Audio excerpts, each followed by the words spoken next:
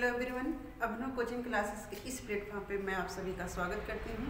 आशा करती हूँ कि आप लोग अच्छे होंगे, स्वस्थ होंगे और मस्त होंगे। जैसा कि फ्रेंड्स, हमने कल कार्बोहाइड्रेट के भूमिका के बारे में चर्चा कर लिया था। आपको पता होगा कि कल हमारी क्लास जो शुरू हुई थी वो कार्बोहाइड्रेट के बारे में शुरू हुई थी।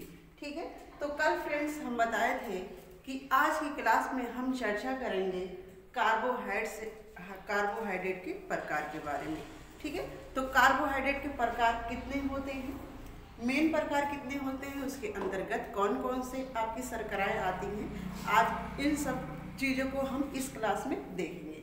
तो फ्रेंड्स, हम देखते हैं कार्बोहाइड्रेट्स के प्रकार। ठीक है, तो हम देखते हैं कार्बोहाइड्रेट्स के प्रकार में भौतिक के रूप में होता है और क्या रसायन के रूप में होता है। कुछ शर्करा आपके भौतिक के रूप में होती हैं और कुछ शर्कराएं आपके रासायनिक के रूप में होती हैं। तो भौतिक के रूप में जो आपकी शर्कराएं हैं वो हम देखते हैं, जैसा कि देखेंगे शर्कराएं और कुछ आपके पदार्थ अशर्कराएं होते हैं।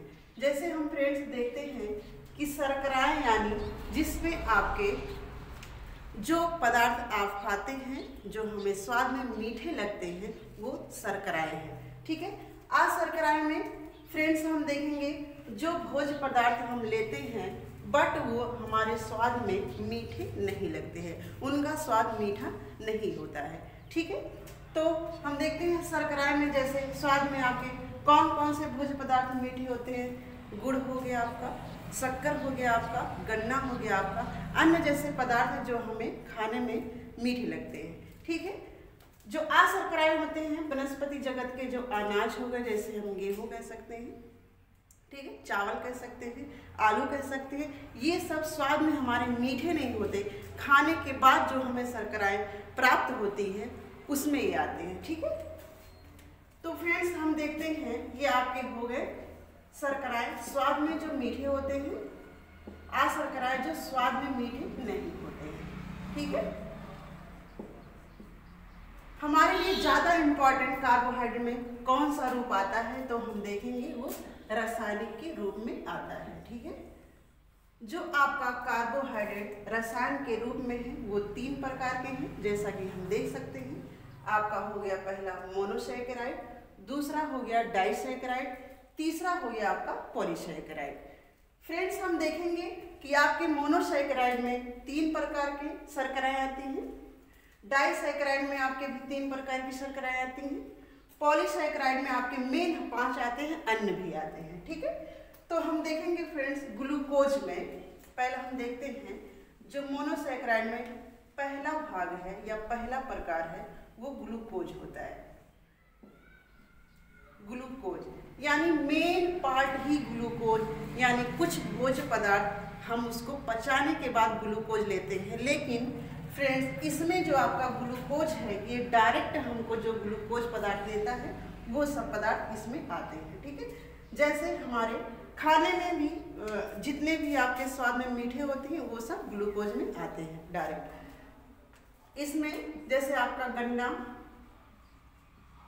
ठीक है, आपका शुगर,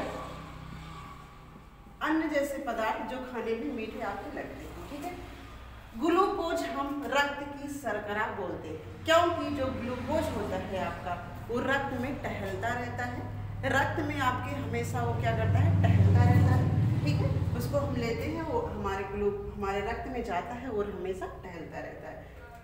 फ्रेंड्स, दूसरा देखेंगे हम फ्रैक्टोज।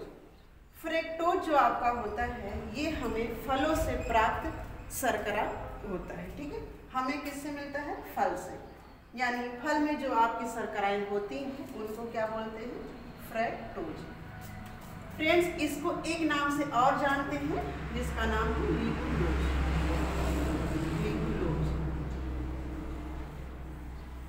लिगुलोज लिगुलोज की एक विशेषता और है कि इसको बोलते हैं सबसे मीठी शर्करा, यानी हम कह सकते हैं जो आपका फ्रैक्टोज होता है, जो फल की शर्करा होती है वो सबसे मीठी शर्करा होती है। ठीक है, सबसे मीठी शर्करा और फल की शर्करा। ठीक है, इतना। इसके बाद तीसरा इसमें हम देखते हैं ग्लैक्टोज। गैलेक्टोज जो आपका होता है ये हमें स्वतंत्र रूप से नहीं प्राप्त होता, यानी भोज्य पदार्थ से स्वतंत्र रूप से नहीं प्राप्त होता।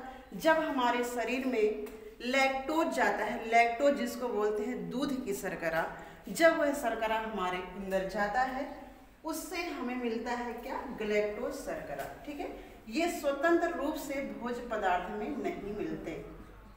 ठीक, जब आपका लैक्टोज शर्करा पच जाता है तब उसके बाद हमको गैलेक्टोज शर्करा प्राप्त होता है।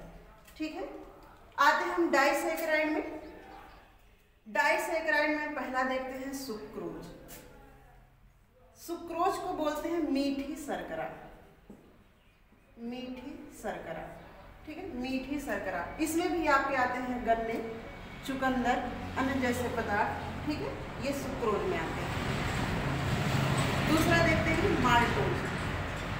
माल्टोज का उपनाम है जई की शर्करा, यानी हमें जो जई से प्राप्त शर्करा होती है वो क्या होता है, माल्टोज। माल्टोज को पचाने में कौन सा एंजाइम कार्य करता है, तो होता है माल्टेज, माल्टेज। हम यहाँ पे देखेंगे जितनी भी आपकी ये शर्कराएं लिखी गई हैं, ठीक है, जैसे सुक्रोज हो गया, माल्टोज, लैक्टोज, तो इसको जो पचाता है एंजाइम, वो जैसे सुक्रोज को हमारा सुक्रेज एंजाइम पचाएगा, माल्टोज को हमारा माल्टेज एंजाइम पचाएगा, लैक्टोज को हमारा लैक्टेज एंजाइम पचाएगा। यानी केवल हम देख सकते हैं ओ की मात्रा को हटा के ए की मात्रा लगा दे, ये आपका क्या हो जाएगा, एंजाइम हो जाएगा। जैसे देखते हैं हम लैक्टोज, यहाँ ओ की मात्रा लगता है, तो यहाँ हम समझ सकते हैं कि ओ की मात्रा ना लगा के हम ए की मात्रा लगा देते हैं, तो ये क्या हो जाएगा, लैक्टेज। यहाँ से हम समझ सकते हैं कि लैक्टोज को कौन सी शर्करा पचाती है, तो लैक्टेज। ठीक है, ऐसे लैक्टेज हम देखते हैं, लैक्टेज जो आपका होता है ये इसको बोलते हैं दूध की शर्करा। दूध में जो प्राप्त शर्करा होती है उसको लैक्टोज बोलते हैं। और लैक्टोज शर्करा जो होता है वो माँ के दूध में 6 से 7% होता है। हमसे पूछा जाता है कि माँ के दूध में लैक्टोज शर्करा कितनी होती है, तो 6 से 7%। फ्रेंड्स, हमें पूछता है कि गाय का दूध भी बच्चों के लिए, मनुष्य के लिए ज़्यादा फायदेमंद होता है, इसलिए क्योंकि माँ के बाद दूसरे नंबर पे गाय का दूध आता है जिसमें सारे पोषक तत्व आपके उपस्थित होते हैं, लेकिन जितना माँ के दूध में लैक्टोज शर्करा मिलता है उससे कम मिलता है। गाय के दूध में मिलता है 4 से 4.5 या 5, ठीक है, 4, 4.5 या 5% लैक्टोज शर्करा माँ के दूध में मिलता है। ठीक है, आगे हम देखेंगे पॉलीसैकेराइड। ये जो पॉलीसैकेराइड आपका है कार्बोहाइड्रेट, इसका पाचन जटिल होता है, यानी हमारे शरीर में ये आसानी से नहीं पचता है। इन सब की अपेक्षा जो आपकी पॉलीसैकेराइड शर्करा होती है या कार्बोहाइड्रेट होता है, इसका पाचन थोड़ा जटिल होता है। कह सकते हैं कि इनकी अपेक्षा ये जल्दी नहीं पचता है, थोड़ा टाइम लगता है। ठीक है, इसमें पहला हम देखते हैं सेलुलोज। सेलुलोज जो होता है ये वनस्पति जगत में पाया जाता है। जैसा कि आपको पता होगा कि सेलुलोज आपका वनस्पति जगत से प्राप्त होने वाली शर्करा होती है। इसे फ्रेंड्स हमें कोई कैलोरी ऊर्जा नहीं मिलती है, ठीक है, कोई कैलोरी ऊर्जा हमको नहीं मिलती है, यानी इनका कैलोरी मान 0 होता है।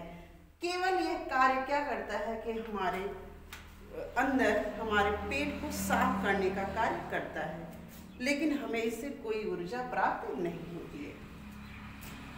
ग्लाइकोजन को हम देखते हैं।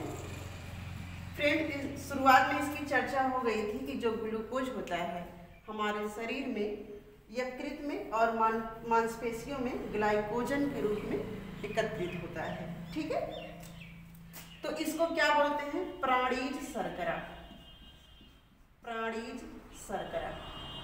अगर हमसे पूछेगा कि प्राणीज शर्करा कौन सी शर्करा है, तो आप बता सकते हैं ग्लाइकोजन।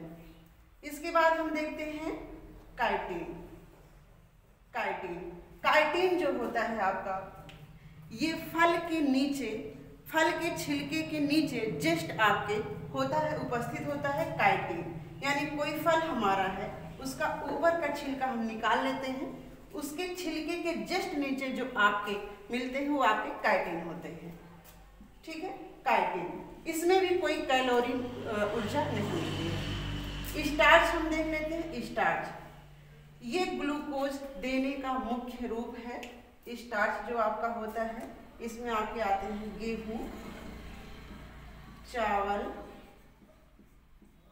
मक्का और आपका आता है आलू। ठीक है, क्योंकि इसमें स्टार्च आपके जो अनाज में होते हैं वो भरपूर मात्रा में पाए जाते हैं। ठीक है, इसके बाद आते हम पेक्टिन। पेक्टिन भी आपके फलों में पाया जाने वाला आपका शर्करा होता है, पेक्टिन। ठीक है फ्रेंड्स, हमने देख लिया कार्बोहाइड्रेट के प्रकार के बारे में, मोनोसैकेराइड, डाइसैकेराइड, पॉलीसैकेराइड। ठीक है, हम इसके अगली क्लास में चर्चा करेंगे कार्बोहाइड्रेट के उपापचय के बारे में।